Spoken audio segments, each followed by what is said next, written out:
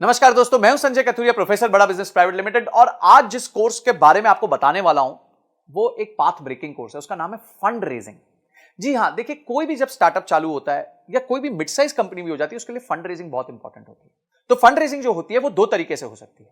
पहला, आप उधार ले सकते हैं। दूसरा, आप जो है कंपनी के शेयर्स बेच के शेयर्स के अगेंस्ट पैसे ले सकते हैं। तो आप कौन से तरीके से जाना चाहेंगे, ये आपको ध्यान रखना है। तो इस कोर्स में हमने बताया कि अगर आप शेयर्स बेच के पैसा रेज करना चाहते हैं तो किन किन चीजों का आपको ध्यान रखना है।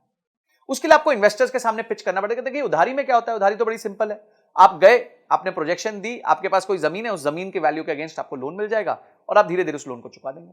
पर जो निवेशक होता है, जो आपकी कंपनी में इक्विटी लेता है, वो आपके साथ पार्टिसिपेट करता है, आपके दुख सुख का साथी होता है।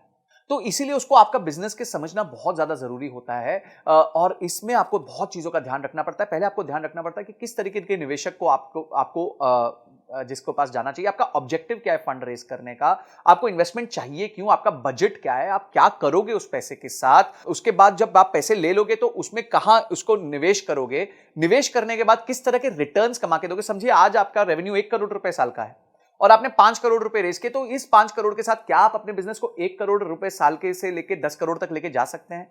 ये सारी चीजें आपको ध्यान रखनी पड़ेंगी, आपको अपने निवेशक को समझानी पड़ेगी, स्टोरी समझानी पड़ेगी कि क्यों आपका बिजनेस इतना अच्छा है, क्या क्या स्टेप्स होते हैं फंड रेजिंग में, बूटस्ट्रैपिंग क्या होती है, बिना फंड रेजिंग के कैसे बिजनेस चल सकता है, इन्वेस्टर्स को जब आप पिच करते हैं तो कैसे करते हैं, कैसे उसके उसके फ्रेमवर्क्स भी दिए हैं हमने, पिच स्टैंडर्ड पिच डेक्स भी दी हुई है कि कैसे पिच डेक बनानी चाहिए।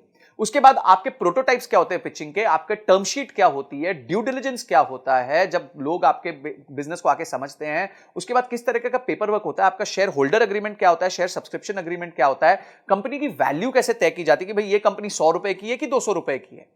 उसके बाद आप एंजल इन्वेस्टमेंट कैसे ला सकते हैं, वेंचर कैपिटलिस्ट को कैसे ला सकते हैं। और उसके साथ साथ हमने ये देखा है कि कुछ अच्छे एंटरप्रेन्योर्स से मिलकर हमने ये पता किया कि उन्होंने फंड रेज कैसे किया था, उनकी जर्नी कैसी रही है, उनके लिए कभी क्या प्रॉब्लम्स आई और उस प्रॉब्लम्स को उन्होंने कैसे सॉल्व किया। और अंत में जाके बॉम्बे स्टॉक एक्सचेंज में घंटी बजानी है, आईपीओ लेके आना है। तो किस तरीके से आप अपने बिजनेस को बिल्ड कर सकते हैं कि इन्वेस्टमेंट बैंकर कौन होता है, उसका रोल क्या होता है आपके बिजनेस में, और किस तरीके से आपको फंड लाके देता है।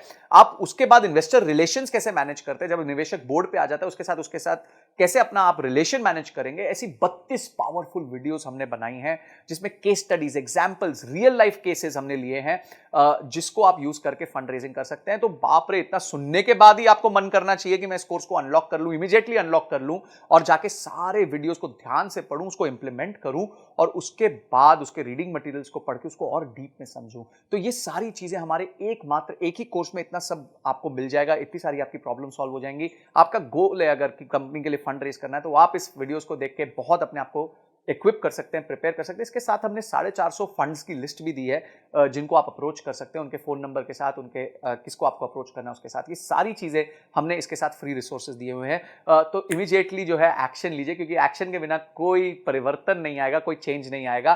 तो आपने इस वीडियो को देखा, आपने इस कोर्स को अनलॉक किया और आपने ये तय किया कि इस कोर्स को देखने के बाद मैं फंड रेज में और ताकतवर हो जाऊंगा। इन सब के लिए आपका बहुत बहुत धन्यवाद।